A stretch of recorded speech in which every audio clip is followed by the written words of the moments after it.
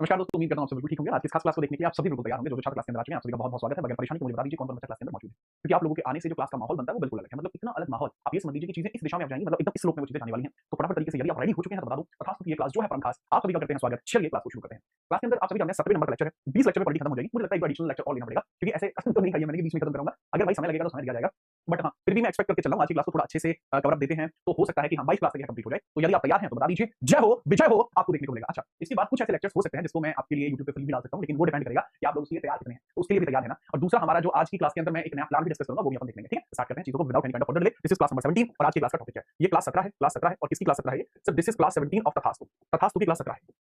तथास्तु की क्लास 17 आपको देखने को मिल जाएगी। तथास्तु में ये पहले पॉलिटी है, देन पॉलिटी के बाद मैं आपको यहीं पर हिस्ट्री भी कवर कराऊंगा, हिस्ट्री के बाद ज्योग्राफी, ज्योग्राफी के बाद इकोनॉमिक्स। लाइव फॉर्मेट में होगी, इसी प्रकार से एक-एक डिटेल्ड डिस्कशन आपका होने वाला है। अच्छा, साथ ही साथ आपको यहाँ पर मैं ये भी चर्चा कर देता हूँ कि क्लास 17 जिस प्रकार से मैं यहाँ कवर कराने जा रहा हूँ, तो यह आपकी लाइव जो होती है वो यूट्यूब पर होती है, इसकी जो रिकॉर्डिंग है वो ऐप में ही होती है। इसकी रिकॉर्डिंग वगैरह जो होती है वो ऐप यानी सिलेक्शन वे पर आपको देखने को मिल जाती है। ऐप है सिलेक्शन वे, जिस पर आपको देखने को मिल जाती है। स्टार्ट कर रहे हैं आज का टॉपिक। हम बात करते हैं controller and auditor general CAG and rule in state का टॉपिक है। रूल इन स्टेट का टॉपिक है। तो पहले कैग को खत्म करते हैं 5 मिनट में, राइट? 5 मिनट में पहले कैग को खत्म कर देते हैं।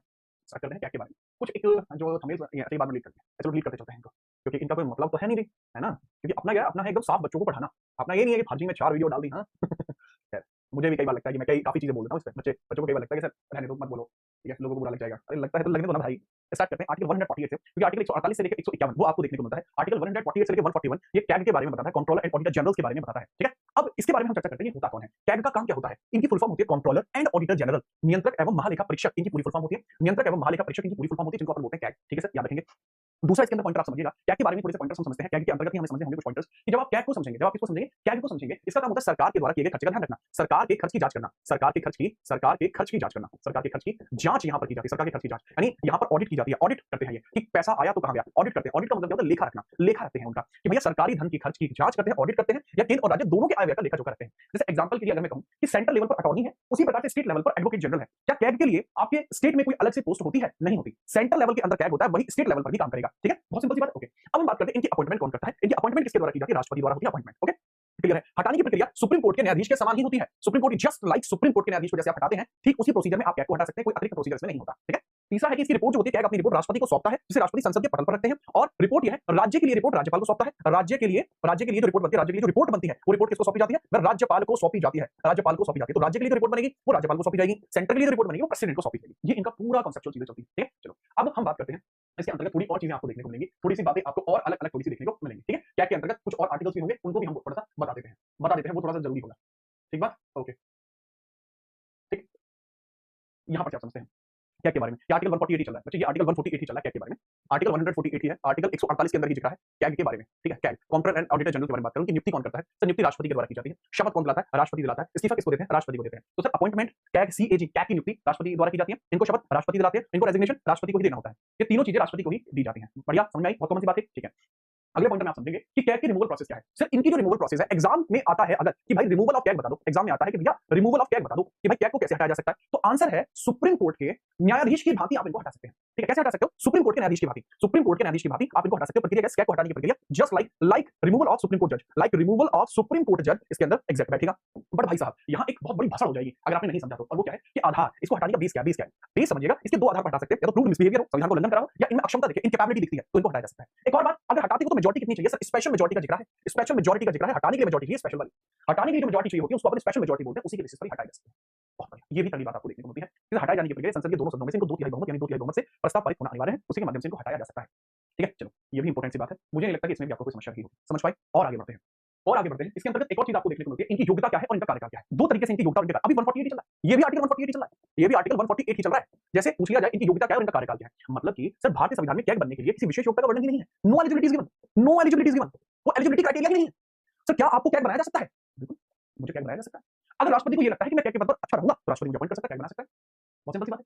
कार्यकाल 6 वर्ष या 65 वर्ष की आयु जो भी पहले पूरा हो, कैग का टेन्योर आपका हो जाएगा। उदाहरण के लिए यदि कोई 62 वर्ष में नियुक्त होता है तो वह केवल 3 वर्ष तक के पद पर रहेगा। अब यहाँ एक और बात बताता हूँ, इससे पहले कैग कौन थे, वर्तमान में कैग कौन है? सही बात है, मजा आया? चलो अगर मैं बात करता हूँ पहले कैग आपको कौन देखने को मिले, जो पहले नंबर पे कैग आपको देखने को मिले वो कौन थे? सर पहले कैग थे आपके वी नरहरि राव आपको देखने को मिल जाएंगे। और वर्तमान में कौन है? वर्तमान में संजय मूर्ति है।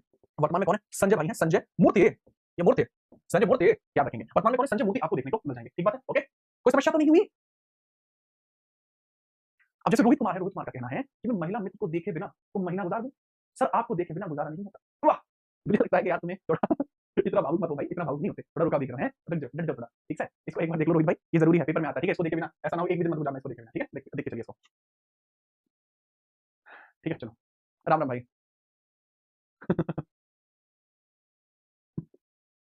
अच्छा, एक क्लास के अंदर एक बच्चा है, पीहू यादव नाम से है ये। क्या आप वेस्टर्न उत्तर प्रदेश से हैं? क्योंकि आप जो शब्दावली यूज़ करती हैं कई बार खेवड़ा, ठीक है? बांडा, ये हमारे यहाँ यूज़ होती है भाई। अच्छा, खेवड़े का मतलब किसी को पता है? खेवड़ा क्या होता है? खेवड़ा, हमारे यहाँ खेवड़ा यूज़ होता है टर्म, और खेवड़े शब्द का मतलब होता है जो उल्टे हाथ से लिखता हूँ, उसको बोलते हैं खेवड़ा। अच्छा, यहाँ पे और समझो, इनके वेतन में भत्ते जो होते हैं, देखो वेतन और भत्ते जो होते हैं, इनकी सैलरी और अलाउंस ये भी 148 में है। सैलरी वगैरह जो होती है, कैग का वेतन संसद के द्वारा निर्धारित किया जाता है, संचित निधि पर भारित होता है। सुरक्षा के कार्यकाल के दौरान इनके वेतन में कटौती नहीं की जा सकती, सिवाय वित्त आपातकाल की। अगर 368 लगता है तो इसमें इनके वेतन में कटौती जो है कार्यकाल के दौरान इनके वेतन में कटौती नहीं की जा सकती, वित्त आपातकाल लगता है तो। ऐसी कौन सा पोस्ट है कि वित्तीय आपातकाल लगने पर भी सैलरी कम नहीं हो सकती? सुप्रीम कोर्ट के जजेस की सैलरी कम नहीं हो सकती, ठीक है? चलो याद रखेंगे, सुप्रीम कोर्ट के जो जजेस हैं उनके वेतन में कमी नहीं होती, ठीक है? चलो याद रखेंगे, ये भी बढ़िया है। आगे हम बात करते हैं नेक्स्ट, इसके बाद अगली शब्दावली की तरफ चलते हैं, थोड़ा सा एक और इंपॉर्टेंट। अब यहाँ पे आपको जो देखने को मिलता है, यहाँ आपको थोड़ी अतिरिक्त चीजें देखने को मिलती हैं, अतिरिक्त चीजें आपको देखने को मिलती हैं, जैसे उदाहरण की मैं चर्चा कर देता हूँ। यह आपको देखने को मिलता है आर्टिकल 149, यह है आर्टिकल 149। 149 ये क्या बताता है? कैग की शक्तियां, powers and responsibility of CAG, powers and responsibility of CAG, powers and responsibility of CAG, जो कैग है हमारा, उनकी शक्तियां क्या है? ये 149 में लिखा हुआ है, इसमें 149 में लिखा हुआ है, इसको हम समझते हैं। समझिएगा कि निगरानी क्या है? ये सुनिश्चित करता है कि सरकारी धन का अपव्यय ना हो, मतलब इनकी निगरानी करते हैं, विजिलेंस करते हैं। विजिलेंस किस पर करते हैं? विजिलेंस करते हैं कि जो है मिसयूज ऑफ गवर्नमेंट मनी ना हो, मिसयूज ऑफ गवर्नमेंट मनी ना हो, गवर्नमेंट मनी का मिसयूज नहीं हो, यहाँ पर यह देखा जाता है। प्रहरी है, कैग को देश के आय व्यय का प्रहरी कहा जाता है, sentinel of expense of India, इनको सेंटिनल बोलते हैं, sentinel of India expense, Indian expense, government के एक्सपेंस का सेंटिनल इनको बना जाता है। अभिभावक कौन है? यह लोक वित्त का अभिभावक है, guardian of the public finance है, लोगों के पैसे का गार्जियन यही है। जैसे आपके गार्जियन आपसे हर चीज का हिसाब किताब लेते हैं, ऐसे ही सरकार से हर चीज का हिसाब किताब लेते हैं। इनसे पहले विश्व में बहुत संजय मोदी से पहले, ठीक है? अब एक और चीज आपको देखने को मिलता है कि सर ये किस चीज के ऊपर ध्यान रखते हैं, सर किन निधियों का ऑडिट ये करते हैं, जो हमारे कैग हैं वो किस निधि का ऑडिट करते हैं। आर्टिकल 149 चल रहा है, इसमें हमें पता लगता है यह संचित निधि का, संचित निधि संघ और राज्यों के संचित निधि से हुए खर्चे का ऑडिट करते हैं। संचित निधि आर्टिकल 266 में है, अकस्मात निधि आर्टिकल 267 में है, इसको भी हमारे जो कैग है इसको भी देख के रखते हैं कि इसमें भी कुछ भसड़ ना हो जाए, आर्टिकल 267 को देख के रखते हैं। और पब्लिक निधि, सार्वजनिक धन, आर्टिकल 266 क्लॉज फर्स्ट, इसको भी देख के रखते हैं। शुद्ध आय, देश की शुद्ध आय का प्रमाणन भी कैग ही करता है कि जो हमारी नेट इनकम है ये डिक्लेयर कौन करता है? कैग ही उसको डिक्लेयर करता है, याद रखेंगे, ठीक है? चलो, एक छात्र को मुक्ति दी जाती है,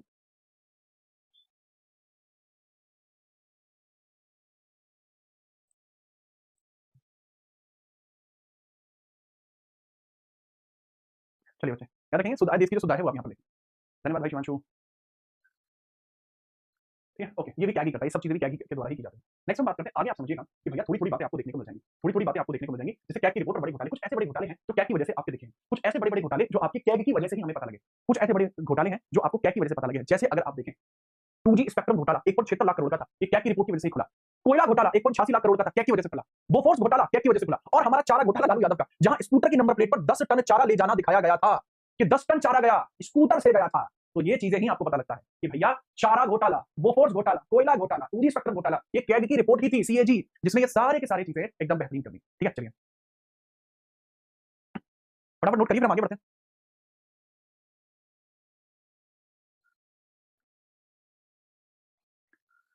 ओके, ये सारे घोटाले आपकी कैग की रिपोर्ट की वजह से दिखाई देते हैं, कैग की रिपोर्ट ही है, ठीक ठीक है, बहुत बढ़िया। अब यहाँ पर भी थोड़ी सी चर्चा हम कर लेते हैं, थोड़ी से घोटालों के बारे में तो मैंने आपको बता दिया। अब जैसे हम बात करते हैं भारत के प्रमुख कैग की हम बात करते हैं, पहले कैग हमारे वी नरहरि राव थे, 48 से 50 से 48 में इनका टेन्योर शुरू हुआ, लेकिन 50 में उसको ऑफिशियल किया गया और 1954 तक उनका टेन्योर रहा। वर्तमान में के संजय मूर्ति 2024 में इनका अपॉइंटमेंट हुआ था, 15वें नंबर के हैं। द्वितीय कैग हमारे अनिल कुमार चंद्रा भी रहे हैं। तो ये कैग के बारे में याद रखना, शुरुआत के 2 और 1 तक इन्हीं को याद रखना है, ठीक है? चलो, चार घोटाले, लालू प्रसाद यादव चार घोटाला किया था, जेल में रहे उसकी वजह से वो।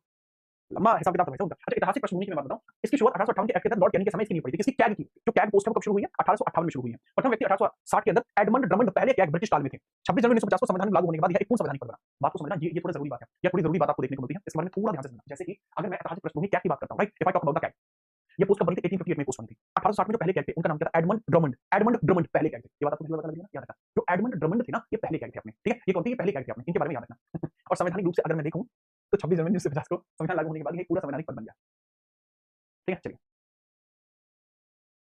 मेरे ख्याल से आप इनको याद रखें, एडमंड ड्रमंड पहले कैग थे हमारे, इसके ऐतिहासिक पृष्ठभूमि ये। एडमंड ड्रमंड हमारे पहले कैग थे, इनके बारे में आप याद रखें, ठीक है? अब यहाँ पे थोड़े से और चीजों के बारे में मैं बात करना चाहूंगा, थोड़ी-थोड़ी बातें और हैं जिसके बारे में मुझे लगता है कि मुझे बात कर लेनी चाहिए, ठीक? चलो सर, यहीं पर वो चर्चा हम यहाँ पर कर लेते हैं, ये थोड़ी-थोड़ी बातें आपको याद है। बाकी आर्टिकल 148 तो आप समझ गए, अनुच्छेद 148 कैग का पद और नियुक्ति, 150 में लेखा का प्रकार, खातों का स्वरूप, इसको बोलते हैं form of audits. Form of audits इनको बोला जाता है, फॉर्म ऑफ ऑडिट्स इनको बोला जाता है, form of audits between centre and state, between centre and state, between centre and state. जो फॉर्म ऑफ ऑडिट है सेंटर और स्टेट के मध्य, यह आपको यहाँ देखने को मिलता है। फॉर्म ऑफ ऑडिट जो सेंटर और स्टेट के मध्य, वो आपको यहाँ देखने को मिलता है। दूसरा अगर हम बात करते हैं आर्टिकल 151, ये लेखा परीक्षा रिपोर्ट प्रतिवेदन की बात करता है, रिपोर्ट्स ऑफ कैग की यहाँ पर चर्चा की जाती है। इसको क्या बोलते हैं? रिपोर्ट्स ऑफ कैग की चर्चा की जाती है।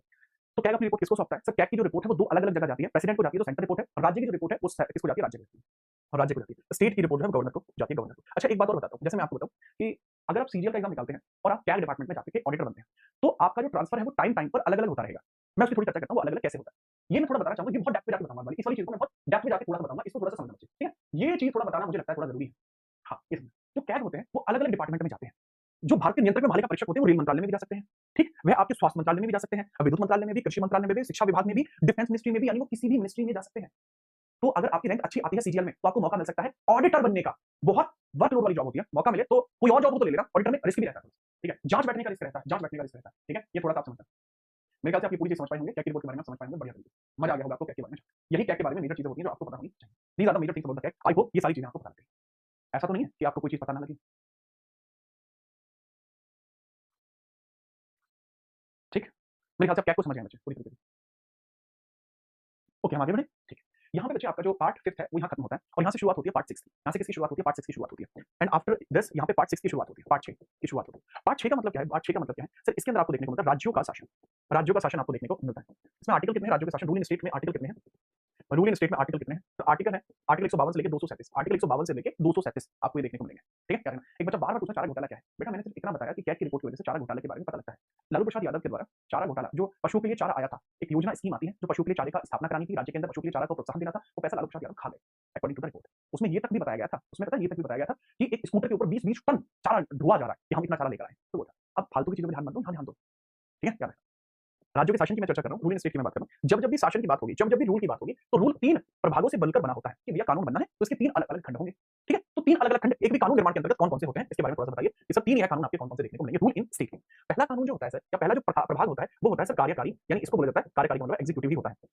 दूसरा विधायी होता है और तीसरा होता है न्यायिक। विधायी होता है, तीसरा इसमें होता है न्यायिक। न्यायिक इसमें होता है। तो अब इसके अंदर executive this is legislative and this is legislative होता है और तीसरा होता है सर इसके अंदर जुडिशियरी। जुडिशियरी आपको इसमें देखने को मिलता है। अब इसमें ही मैं चर्चा कर लेता हूँ, जैसे एग्जीक्यूटिव है, लेजिस्लेटिव है, जुडिशरी है। इनके अंतर्गत थोड़ी-थोड़ी चर्चा कर लेता हूँ। जैसे एग्जांपल के लिए आर्टिकल 153 से शुरू होता है या 152 मान लीजिए, 152 मान लीजिए। 152 से शुरू होता है और कहाँ तक जाता है? आर्टिकल 167 तक। ये स्टार्ट होता है 168 से, कहाँ तक जाता है? 212 तक। ये शुरू होता है 214 से, कहाँ तक जाता है? 237 तक। ये पूरा इसके अंदर विभाजन है। समझ पाए? चलो। तो ये कंप्लीट हमें बताता है रूल स्टेट के ऊपर। राज्य चलता कैसे है वो पता लगता है। अभी जो जो हमने देखा पार्ट 5 पढ़ा, ये बिल्कुल उसी का फोटोकॉपी होता है। बट ये पार्ट 6 है, वो पार्ट 5 है। पार्ट 5 जो होता है वो सेंटर के रूल की बताता है, ये पार्ट 6 है, ये स्टेट के रूल की बताता है। हम थोड़ी सी स्टेट रूल के ऊपर चर्चा करते हैं। 152 से 237 होता है, भाग 6 राज्य। ठीक है? अब हम इसके बारे में चर्चा करने वाले हैं। ओके? चलो देखते हैं। अगर हम बात करते हैं प्रभागों का जो विभाजन है वो किस प्रकार से, देखो आर्टिकल 153 से ही लिखा जाता है। पीछे भी मैं बोल रहा था कि बेटा 153 लिख लो ज्यादा उचित रहेगा, बट फिर भी अगर यहाँ आर्टिकल 152 भी लिखते हो तो भी काम सही चलेगा, कोई समस्या नहीं। 153 लिखते हो तो ये ज्यादा अच्छा माना जाएगा। मैं इसको अधिक प्रेफरेंस देता हूँ। प्रेफरेंस देने के पीछे कारण क्या है? प्रेफरेंस देने के पीछे कारण क्या है? आर्टिकल 152 में केवल परिभाषा है और वो परिभाषा क्या है कि राज्यों का जो प्रशासन है, राज्यों का प्रशासन राज्यों का प्रशासन भाग 6 पर निर्भर करेगा। भाग 6 पर निर्भर करेगा। निर्भर करेगा। ये किस पर निर्भर करेगा? भाग 6 पर ये निर्भर करेगा। ओके? या इसके अकॉर्डिंग होगा। Rule of states based on part 6 states based on part 6 based on part 6 वो पार्ट 6 पर बेस होगा। ऐसा यहाँ पर लिखा हुआ रहता है। ठीक है? चलिए। सिंपल आप याद रखेंगे, बहुत बेहतरीन। याद रखें। जय भवानी। हम यहाँ पे तो कहावत कही जाती है कि 12 बरस में कुकर जीवे, 14 जीवे सियार और बरस 18 छपरी जीवे, ज्यादा जीवे तो बेकार। और वो कायर सदा दुख भोगे, वीर भोगे वसुंधरा, वो भी मजबूत है। खैर, इस तरीके की जो चीजें होती हैं वो आपको प्रोत्साहित तो कर सकती हैं, परंतु लंबे समय तक प्रोत्साहन के लिए आपको स्वयं के अंतर्गत अंतर आत्मा से आवाज आनी चाहिए कि हमें कुछ करना है। ठीक है? ध्यान से समझ लेता हूँ। केवल यहाँ पे देखो भाई साहब, जो अध्याय आपको देखने को मिलते हैं, अध्याय दूसरा, तीसरा, पांचवा और छठा, यह आपको अध्याय प्रखंडन आपको कैसे-कैसे देखने को मिलते हैं। इन अध्यायों को आप ऐसा करिए, इनको पुनः निर्मित कर लीजिए। जैसे इस अध्याय को अगर मैं विभाजित करता हूँ, तो यह आपका अध्याय पहला ही रहेगा, राइट? यह अध्याय आपका पहला ही रहेगा। यह आपका अध्याय दूसरा ही रहेगा। हाँ, अगर आप इसको अतिरिक्त विभाजित करते हो, तो यह समस्या का विषय है। यह आपका ऐसे ही रहेगा। ठीक बात है? इसके बारे में और भी चर्चा कर लेते हैं। चर्चा कर लेते हैं, लीजिए। इसको हम अध्याय पहला बोलेंगे, फर्स्ट ही बोलेंगे। इसको हम अध्याय दूसरा बोलेंगे और इसको हम अध्याय तीसरा बोलेंगे। ठीक है? थर्ड। और इसके पीछे का भी कारण है कि हम इसको फर्स्ट, सेकंड, थर्ड किस कारण से बोलते हैं? क्योंकि इसी के हिसाब से विभाजन होता है। इसी के हिसाब से विभाजन होता है। चलो, अब बात करते हैं कि इसके अंतर्गत क्या-क्या आपको देखने को मिलता है। इसके बारे में थोड़ी-थोड़ी चर्चा कर लीजिए। क्या कुछ कैसे-कैसे आपको देखने को मिलता है? बताइए। बहुत ध्यान से मैं बताना शुरू करता हूँ कि किसमें क्या होता है। ये काफ़ी शॉर्ट में रहेगा। जैसे अगर मैं इसके अंदर ही बताऊँ, इसमें अरे भाई बच गए। इसमें आपको देखने को मिलता है, जैसे आपको राज्यपाल देखने को मिलेगा, यानी गवर्नर आपको देखने को मिलेगा। यहाँ आपको चीफ मिनिस्टर देखने को मिलेगा, इसका काउंसिल आपको देखने को मिलेगा, यानी इसका मंत्री परिषद आपको देखने को मिलेगा। इसके पश्चात आपको यहाँ देखने को मिलेगा जो हमारा एडवोकेट जनरल है, एडवोकेट जनरल आपको देखने को मिलता है। एडवोकेट जनरल कौन होता है? सर महाधिवक्ता आपको देखने को मिलता है। आर्टिकल 165 वाला महाधिवक्ता आपको देखने को मिलता है। महाधिवक्ता आपको देखने को मिलता है। नेक्स्ट बात करते हैं यहाँ पर जो अध्याय 2 है, यह विधानमंडल की चर्चा करता है, विधान परिषद की चर्चा करता है, विधानमंडल की चर्चा करेगा। लेजिस्लेचर की चर्चा करता है विधानमंडल, इसका मतलब है लेजिस्लेचर। इसका मतलब है लेजिस्लेचर, इंग्लिश में इसको लेजिस्लेचर बोलेंगे। इसी में दो चीजें होंगी, Vidhan Parishad legislative council, legislative assembly विधानसभा, यानी विधान परिषद विधानसभा इसी के खंड है। विधान परिषद होगा और बच्चे यहाँ होगी विधानसभा, इसी के खंड है ये विधानसभा। और इसके तत्पश्चात आपको देखने को मिलता है न्यायपालिका, जिसके अंतर्गत केवल और केवल आपको हाई कोर्ट देखने को मिलता है। केवल आपको हाई कोर्ट देखने को मिलता है, जिसके बारे में आप याद रखेंगे। ठीक है? याद रखेंगे, बहुत बढ़िया। आगे हम बात करते हैं। ठीक है पंडित, नोट किया आपने? बहुत बढ़िया। नेक्स्ट हम बात करते हैं, सारी चीजें अगर आप देख चुके हैं, देखो इसकी पीडीएफ चाहिए तो वो आपको सिलेक्शन वीक के ऊपर मिलेगी तथास्तु बैच में। ओके, अब ध्यानपूर्वक समझिए अब बातें क्या है। इसके अंतर्गत आपको अब बातें क्या देखने को मिलती हैं, उसके बारे में हम चर्चा करते हैं। सर सबसे पहले ऐसा करिए, आप राज्यपाल के बारे में बताना शुरू कर दीजिए। तो मैं सबसे पहले राज्यपाल के बारे में बताता हूँ। राज्यपाल के बारे में जितने भी आर्टिकल है सारे आपके सामने डिफाइन कर रहा हूँ। एक ही पेज पे सारे आर्टिकल आ जाएंगे, तो ध्यानपूर्वक समझिएगा। इसकी हेडिंग बनाते चलिए। ठीक है, बताइए सर, यहाँ से शुरुआत होती है राज्यपाल की। राज्यपाल के लिए ये मेजर आर्टिकल्स यही हैं। राज्यपाल के लिए मेजर आर्टिकल्स यही हैं, 53, 54, 55, 56, 57, 58 और 59। अब इन सबके बारे में छोटी-छोटी चर्चा करना शुरू करता हूँ। जैसे 153 में राज्यों के राज्यपाल, इसका मतलब है राज्य में एक राज्यपाल का पद होगा, राज्य में राज्यपाल का पद होगा, राज्यपाल का पद होगा, राज्यपाल का पद होगा, ठीक है, याद रखना। और अगर मैं इस पद का उल्लेख करूं कि सर राज्यपाल के पोस्ट का जो प्रथम उल्लेख है वो कहां पर है, वो भी मैं बताता हूं। सर राज्यपाल के पद का जो प्रथम उल्लेख है वो 1935 एक्ट में है। इसका प्रथम आपका उल्लेख कहां पर किया गया है, प्रथम उल्लेख कहां किया गया है, सर 1935 एक्ट में किया गया है। लेकिन इसकी नियुक्ति होगी कि राज्यपाल की नियुक्ति होगी प्रत्येक राज्य में अलग अलग होगी, वो आपको कहां देखने को मिलेगा, सर वह आपको देखने को मिलेगा कि सर राज्य के राज्यपाल की जो नियुक्ति होगी, नियुक्ति के जो प्रावधान है वो हमने कनाडा से उठाए हैं, याद रखना वो कनाडा से उठाए गए हैं, कनाडा से उठाए गए हैं। 1935 एक्ट ये ऐसे आपका कनाडा से उठाया, ये आर्टिकल 153 में आपको देखने को मिलेगा। ठीक है, याद रखेंगे। नेक्स्ट हम बात करते हैं आर्टिकल 154 की बात कर लेते हैं। ठीक है, आर्टिकल 154 की हम बात करते हैं। अच्छा पहले इसी को समझ लेना कि जो भारत के राज्यपाल होते हैं ये कड़ी की भांति होते हैं। यह केंद्र और राज्य के मध्य बीच की कड़ी है। ये केंद्र और राज्य के मध्य बीच की कड़ी है। ठीक है, याद रखेंगे इसके बारे में, केंद्र और राज्य के मध्य बीच की कड़ी है। राज्य के जो राज्यपाल होते हैं केंद्र और राज्य के मध्य बीच की कड़ी है, केंद्र व राज्य के मध्य कड़ी है, राज्य के मध्य कड़ी है, मध्य कड़ी है। तो बेसिकली ये क्या है, this is like a bridge between the centre and the state. ये bridge between centre and the state आपको देखने को मिलता है। क्या है बच्चे, ये ब्रिज है सेंटर और स्टेट के मध्य। अब हमारे कुछ ऐसे छात्र होंगे जो पहली बार मुझसे पढ़ रहे हैं या फिर वो कहीं और पढ़ चुके हैं फिर मुझसे पहली बार पढ़ रहे हैं, तो उनको एक समस्या आ रही होगी नोट कैसे करें। बच्चा आर्टिकल 153 लिखना, उसके नीचे लिखना द पोस्ट ऑफ गवर्नर बताई गई है, पोस्ट ऑफ गवर्नर बताई गई है, उसी के बारे में उल्लेख किया गया है और उसके नीचे 4 लाइन लिखना। पहली लाइन इसका पहला उल्लेख कहां है, इसके अपॉइंटमेंट के बारे में प्रावधान कहां से। दूसरी लाइन देखिए राज्य में राज्यपाल का पद होना जरूरी है, दूसरी लाइन ये लिखना। तीसरी लाइन में लिखना कि केंद्र राज्य के मध्य एक कड़ी होती है, ब्रिज बिटवीन होता है। तो इस तरीके से 4 लाइन आर्टिकल 153 के नीचे लिखे, आप इसे नोट कर पाएंगे। आर्टिकल 154 राज्य की कार्यपालिका शक्ति। जिस प्रकार से राष्ट्रपति पूरे केंद्र का प्रमुख होता है, ठीक है, चलो जिस प्रकार से राष्ट्रपति पूरे केंद्र का प्रमुख होता है, ठीक उसी प्रकार से एक राज्य का कार्यकारी प्रमुख राज्यपाल होता है। राज्य का कार्यकारी प्रमुख जो होता है, जो एग्जीक्यूटिव चीफ होता है, वो कौन होता है, वो हमारा राज्यपाल ही होता है। वो कौन होता है, राज्यपाल ही होता है। तो हमारा जो कार्यकारी प्रमुख है, राज्य का कार्यकारी प्रमुख है, वो राज्यपाल है। मेरे ख्याल से आप ये भी समझ पाएंगे कि जो हमारा राज्यपाल है वो राज्य का कार्यकारी प्रमुख है, राइट। इसको भी आप समझ पाए हैं। इसको मैं यहाँ पर भी लिख देता हूँ, एक नई सी इसकी डेफिनेशन भी क्रिएट कर देता हूँ आपके लिए कि governor will be the governor या फिर all executive power of state vested in governor, all executive power of state vested in governor ये किसमें वेस्ट होती है सर, ये गवर्नर के अंदर वेस्टेड आपकी रहती है। वेस्टेड इन गवर्नर आपको देखने को मिल जाएगा। कहां वेस्टेड रहती है सर, गवर्नर में वेस्टेड रहती है सारी एग्जीक्यूटिव पावर्स। इंग्लिश में भी लिख दिया और मैंने हिंदी में लिख दिया। ठीक है, चलो आगे हम बात करते हैं। नेक्स्ट हम चर्चा करते हैं कि सर इसकी अपॉइंटमेंट के बारे में चर्चा करिए। तो बच्चे आर्टिकल 155 में इसकी अपॉइंटमेंट है। इसकी अपॉइंटमेंट कौन करता है, अपॉइंट करता है राष्ट्रपति। बट राष्ट्रपति जब इसको अपॉइंट करता है तो सलाह किससे लेता है, तो सलाह लेते हैं पीएम से। सलाह किससे लेते हैं, ये पीएम से सलाह लेते हैं। अच्छा इससे रिलेटेड मुझे एक समिति याद आती है,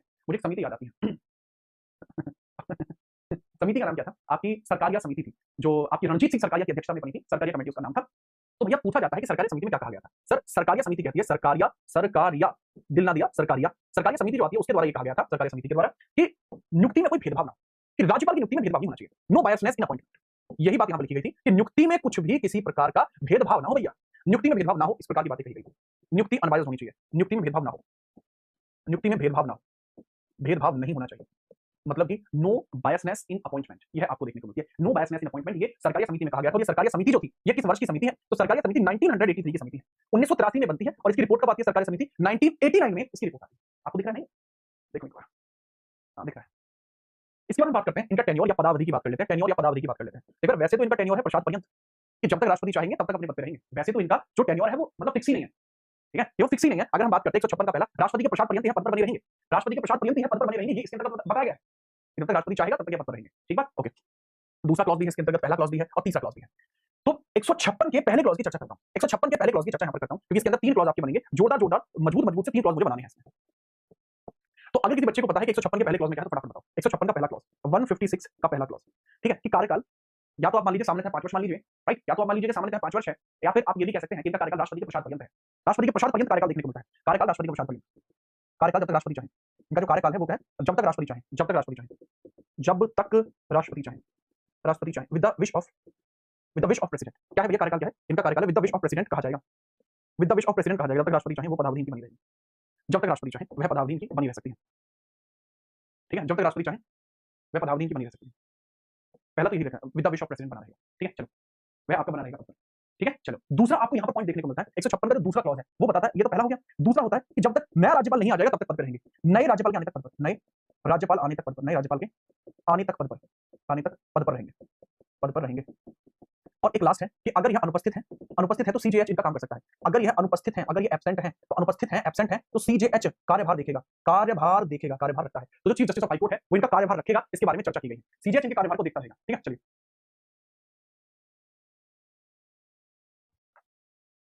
ठीक है, याद रख लोगे, बहुत बढ़िया। मेरे ख्याल से आप ये याद रख पाएंगे। ये तीनों पॉइंट्स याद रखना। 157 में इनकी योग्यताएं बताई गई हैं कि इनको योग्यताएं क्या-क्या चाहिए, योग्यताएं इनको क्या-क्या चाहिए। ये मैं अगले पेज पे बताना चाहूंगा क्योंकि यहाँ बहुत होच-पोच हो जाएगी। ठीक है, या बता सकता हूं वैसे तो मैं, क्योंकि परम शक्तिमान काम है मेरे भी। सीजेएच करेगा, सीजेएच कार्यभार संभालेगा। अगर ये एब्सेंट है तो सीजेएच कार्यभार संभालेगा।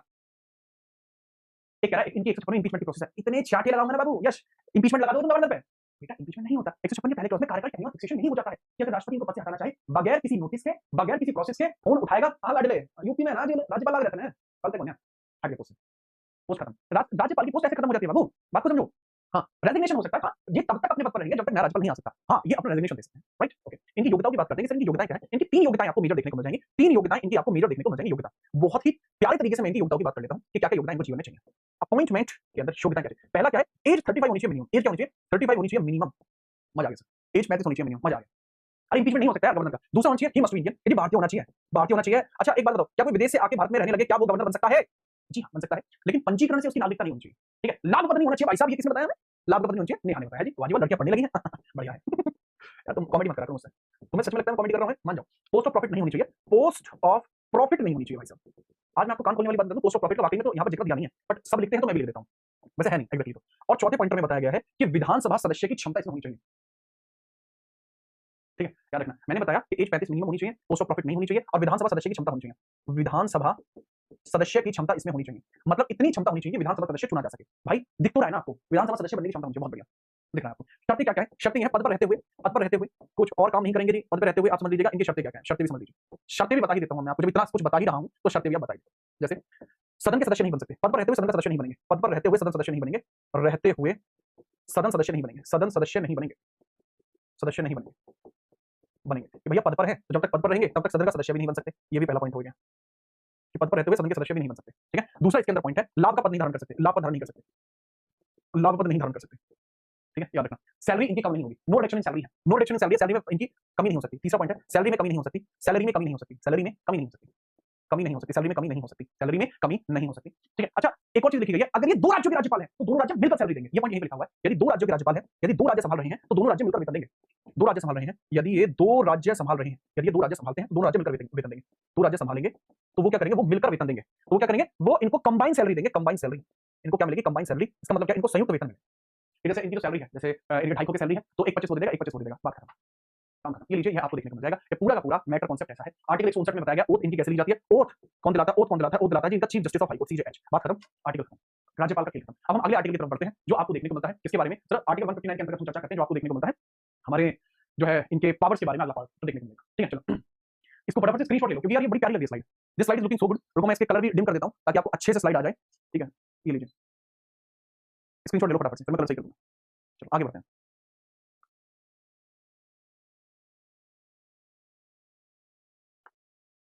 ठीक है, मेरे जैसा जीरा आदमी आपने कोई नहीं देखा।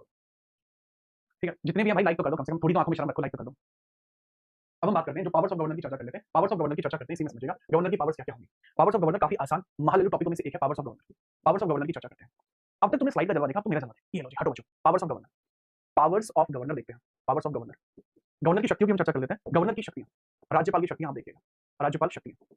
तो राज्यपाल के पास शक्तियां जो होती है वो बिल्कुल सिमिलर होती है जैसे प्रेसिडेंट के पास होती है। ये ऐसी ही होती है जैसे राष्ट्रपति के पास होती है। ठीक है, चलो तो मैं आपको बताना चाहूंगा कि इनके पास जो पावर्स होती है केंद्र में राष्ट्रपति की भांति होती है, केंद्र में राष्ट्रपति की भांति होती है, केंद्र में राष्ट्रपति की भांति होती है, मतलब बिल्कुल ऐसे जैसे सेंटर में राष्ट्रपति हो। ठीक है, like president in the centre, like president in centre, like president in centre power होती है। बट इसके अंदर कुछ एक्सेप्शंस हैं, कुछ अपवाद हैं। देखो जीवन में एक्सेप्शन तो बने रहते हैं, आप भी जानते हैं। आप शायद अगर उनकी हाँ होती तो आज बात कहीं और होती है। ये भी तो है, ये भी तो समझो आप लोगों के लिए, ये भी तो समझना जरूरी है भाई साहब।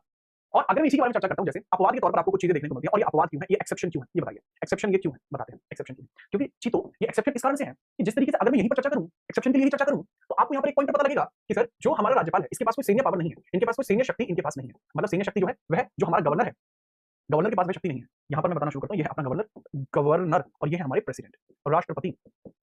अब राष्ट्रपति की जो पावर्स है वो मैं एक्सप्लेन कर रहा हूँ यहाँ पर, राज्यपाल की पावर्स है यहाँ पर, अरे भाई क्या है बताना शुरू करता हूँ। तो ये इनके पास नहीं है, राष्ट्रपति के पास, इनके पास नहीं है, राष्ट्रपति के पास है। ठीक है,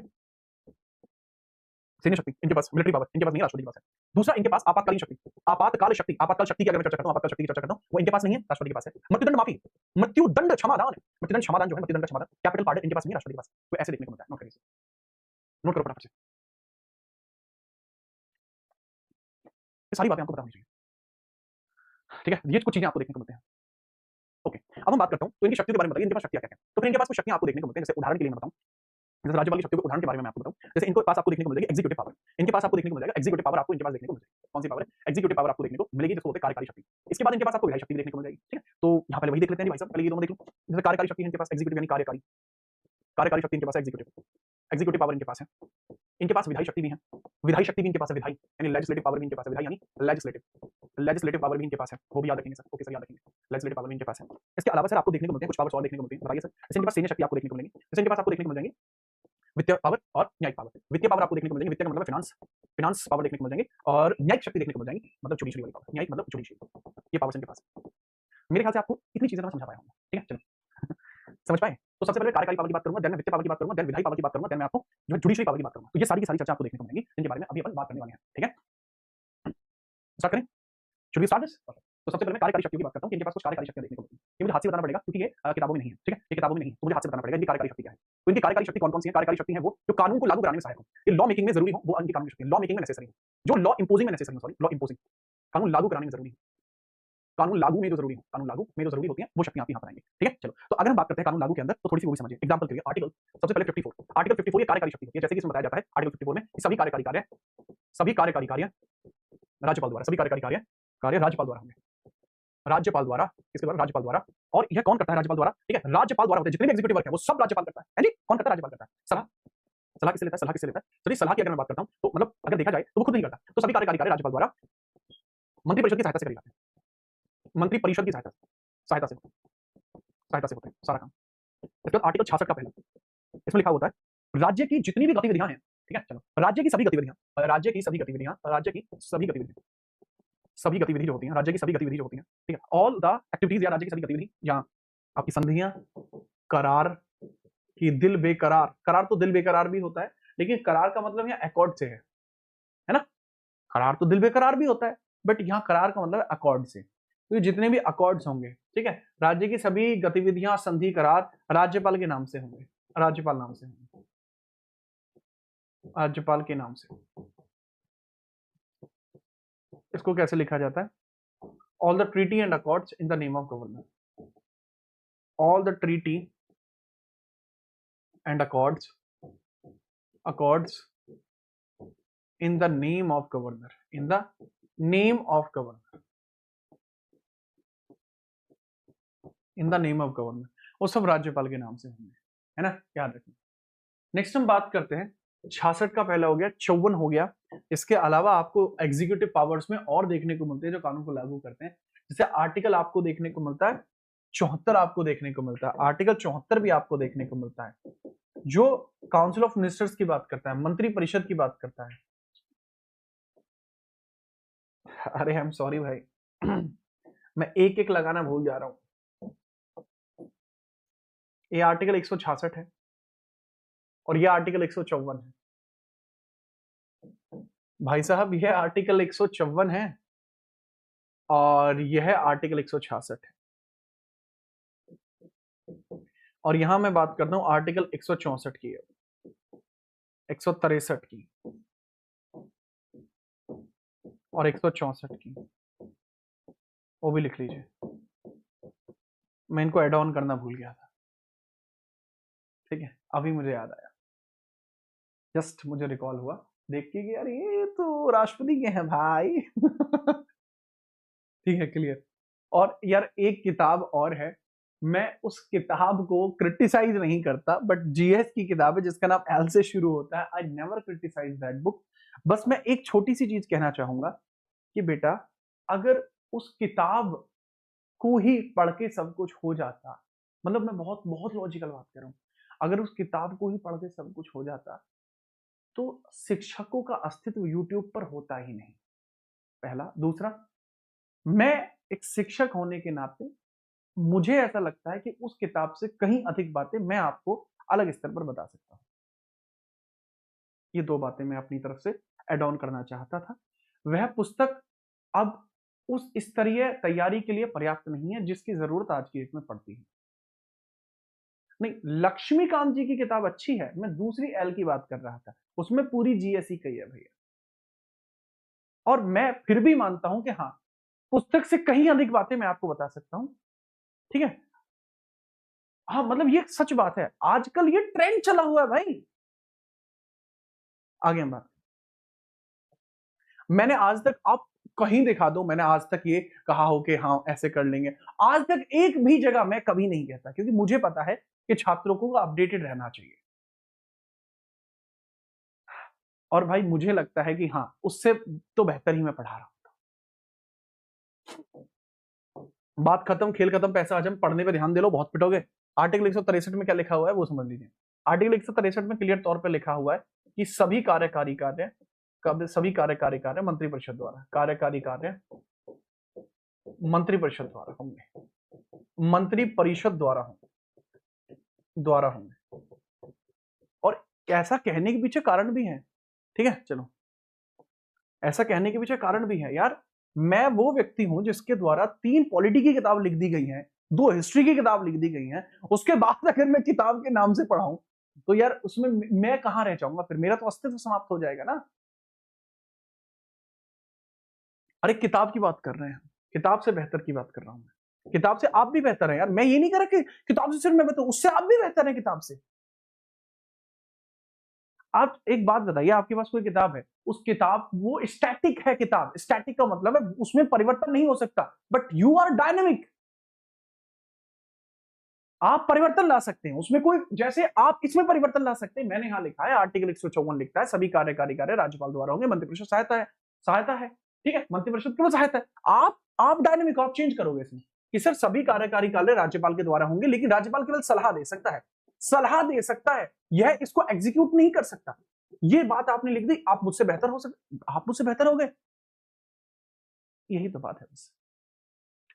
सभी कार्यकारी कार्य मंत्री परिषद द्वारा होंगे, किसके द्वारा होंगे, मंत्री परिषद द्वारा होंगे। और अगर हम बात करता हूं इसके जो अध्यक्ष होंगे, मंत्री परिषद के जो अध्यक्ष होंगे वो कौन होंगे, सर मंत्री परिषद के जो अध्यक्ष होते हैं वो हमारे जो है चीफ मिनिस्टर होते हैं। कौन होते हैं, चीफ मिनिस्टर होते हैं, वो यहां पर बताया गया है। बट इसके अंदर याद रखना, ये सभी किसकी सलाह पर काम करते हैं, ये सलाह किसकी पे काम करते हैं, गवर्नर की पे। दूसरा आर्टिकल 164, अगर हम बात करें council of minister, council of minister, council of minister है, राइट। दूसरा, यह हमारे चीफ मिनिस्टर है, यह हमारे चीफ मिनिस्टर है, काउंसिल ऑफ मिनिस्टर है, ये हमारे चीफ मिनिस्टर है। इन दोनों की अपॉइंटमेंट कौन करता है, council of minister, chief minister, इनकी अपॉइंटमेंट कौन करेगा, इनकी अपॉइंटमेंट कौन करेगा, इनकी अपॉइंटमेंट कौन करेगा, सर अपॉइंटमेंट करने की जो जिम्मेदारी है वो होती है किसकी, गवर्नर की होती है। ये आपका यहां लिखा होगा, गवर्नर की होती है, राज्यपाल की होती है, राज्यपाल की होती है, याद रखिए, ठीक है। ये भी आपको यहीं देखने को मिलता है,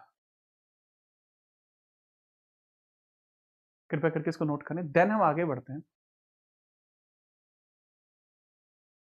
ये एग्जीक्यूटिव पावर्स है। देन हम बात करते हैं लेजिस्लेटिव पावर्स के बारे में। Now we are going to talk about the legislative powers.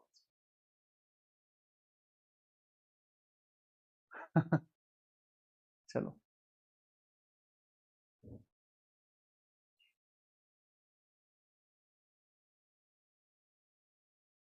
भाई अरे भाई मैं तो अपनी किताब का प्रमोशन, एक बालक मुझे बता दो जो ये मुझे कह दे कि जीत सर आपने अपनी किताब का प्रमोशन करा है, सरेआम आके प्रमोशन करा है, नहीं करता भाई मैं बस इतना बताता हूँ भाई, मेरे किताब आती है जिस किताब का नाम है भारत चलता कैसे है, पढ़ना चाहते हैं पढ़ सकते हैं, अच्छी किताब। भाई मेरी किताब आती है, किताब का नाम है तथास्तु, स्टैटिक जीके की रामबाण किताब है, आप खरीद सकते, ये कहता हूं भाई मैं।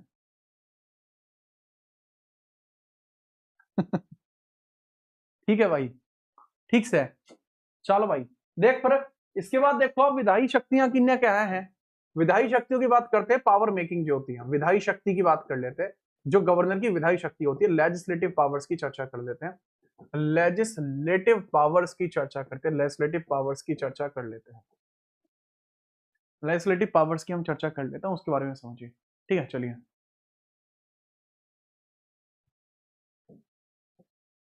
ठीक है, जो लॉ मेकिंग में यूज होते हैं, जो लॉ मेकिंग में यूज होते हैं, लॉ मेकिंग में यूज होते हैं, कानून निर्माण में जिसका प्रयोग होता है, कानून निर्माण में जिसका प्रयोग होता है वो बताइए, कानून निर्माण में जिसका प्रयोग होता है वो बताइए। राइट, चलो सर लॉ मेकिंग की हम बात कर लेते हैं, कानून निर्माण के अंतर्गत हम बात कर लेते हैं। जैसे इसके अंतर्गत आता है सर सबसे पहले आर्टिकल 168, विधानमंडल का अभिन्न हिस्सा है ये, विधानमंडल का अभिन्न हिस्सा, विधानमंडल का अभिन्न हिस्सा, विधानमंडल का अभिन्न अंग गवर्नर है, अभिन्न अंग, अनडिटैचेबल पार्ट कौन है सर, वह आपका गवर्नर है, गवर्नर है जो विधानमंडल का अनडिटैचेबल पार्ट है। ठीक है, एक ऐसा हिस्सा है जिनको अलग नहीं किया जा सकता। ठीक है, चलो नेक्स्ट है आर्टिकल 176 होता है, यह राज्यपाल का अभिभाषण है, यह राज्यपाल अभिभाषण है, अभिभाषण मतलब एड्रेसिंग है, अभिभाषण का मतलब है एड्रेसिंग, एड्रेसिंग आपको देखने को मिल जाएगी, एड्रेसिंग आपको देखने को मिल जाएगी। और आर्टिकल फिर 177 है जो राज्यपाल का विशेष अभिभाषण है, राज्यपाल का यह विशेष अभिभाषण है, राज्यपाल का विशेष अभिभाषण है, विशेष अभिभाषण है। इसका मतलब क्या होता है कि दिस इज एड्रेसिंग और this is special addressing, special addressing.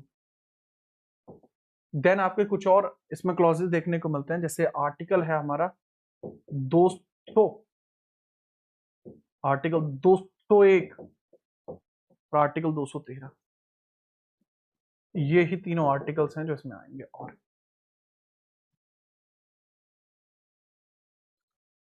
Article 200, 201 और 213 इसके बारे में चर्चा कर लेते हैं। जैसे आर्टिकल 200 की हम चर्चा करते हैं, ये कैसे काम करता है, आर्टिकल 200 का काम कैसे है और वह काम करता कैसे है। इसके अंदर बताया गया है किसी भी कानून को एक राज्य में अंतिम स्वीकृति राज्यपाल देता है, किसी भी कानून को राज्य में अंतिम स्वीकृति राज्यपाल देता है, किसी भी कानून में अंतिम स्वीकृति कौन देता है, राज्यपाल देता है। ठीक है, चलिए किसी भी कानून को राज्य में अंतिम स्वीकृति, राज्य में जो लास्ट कंसेंट देता है, जो अंतिम स्वीकृति देता है, फाइनल कंसेंट देता है, अंतिम स्वीकृति की बात करते हैं तो अंतिम स्वीकृति कौन देता है याद रखिएगा। ठीक है, चले ठीक है, राज्यपाल देता है, इसको नोट करिए।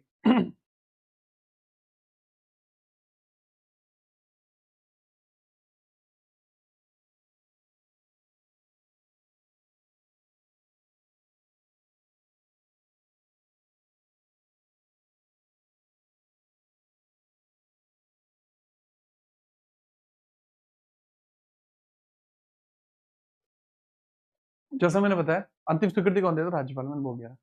अरे बोल के तो गया था, तुम्हें लिखा नहीं क्या यार, तुम कितने मक्कार हो, तुम लिखते नहीं हो, गलत आदमी हो यार तुम बिल्कुल।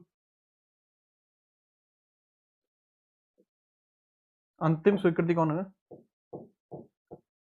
अंतिम स्वीकृति राज्यपाल देता है, कौन देता है, राज्यपाल देगा, राज्यपाल देता है, अंतिम स्वीकृति कौन देता है, राज्यपाल।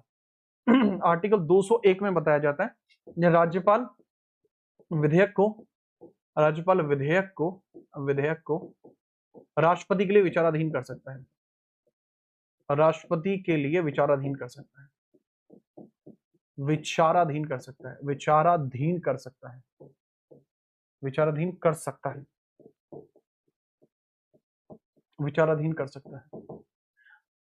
ठीक है, राज्यपाल को लग रहा है कि मैं नहीं बता रहा इस पे सारी बातें, राष्ट्रपति के लिए इसको हम रोक देते हैं, राष्ट्रपति इसके ऊपर चर्चा कर लेगा, वो कर सकता है इस चीज को। ये इसको कहा जाता है, ये लाइक वीटो, अलाइक वीटो इसको बोलते हैं, हम क्या बोलते हैं इसको, अलाइक वीटो बोलते हैं, मतलब जो वीटो की भांति है। आर्टिकल 213 में राज्यपाल का अध्यादेश, यहाँ है आपका राज्यपाल अध्यादेश, अध्यादेश ऑर्डिनेंस ऑफ गवर्नर है भाई, ऑर्डिनेंस ऑफ गवर्नर है, ऑफ गवर्नर बिल्कुल राष्ट्रपति की तरह है। ये सारा पोर्शन आज के लिए यहां तक रहेगा। अब एक छोटी सी बात, ये तो कंप्लीट हो गया है, मैं एक बात कहना चाह रहा हूं, मैंने एक मन बनाया था ना कि मैं आपके लिए किस विषय को फ्री करने वाला हूं, मैं पहले इकोनॉमिक्स फ्री कर रहा हूं। इकोनॉमिक्स की वीडियो सुबह कितने बजे चाहिए? 318 बच्चे लाइव है, मुझे 1 मिनट के अंदर 318 कमेंट चाहिए। ये बता दो कितने बजे क्लास डालें? क्लास डालने के बाद अगर 300 भी व्यू आते हैं हमारे 1 मिनट के अंदर तो पर्याप्त है। बताइए बताइए सुबह कितने बजे क्लास डाली जाए?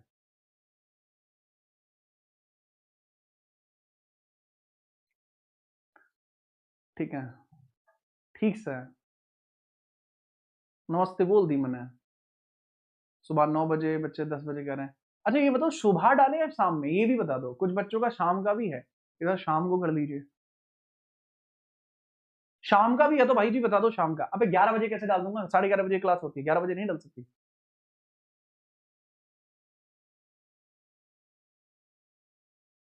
हाँ, इसके अंदर एक अल्टर कर देना बच्चे, इसमें एक अल्टर कर देना। ये अल्टर है, अल्टर बुद्धि, ये अल्टर चेक कर लेना। 175 है, 176 है, 177 में तो स्पेशल पावर आ जाएगी।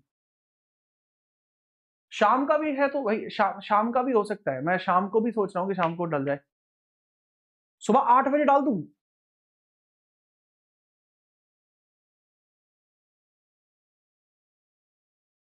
सुबह 8 बजे डाल दूं? 8 बजे, मॉर्निंग 8। और सब्जेक्ट इकोनॉमिक्स सही है ना? इकोनॉमिक्स से शुरू करूं ना?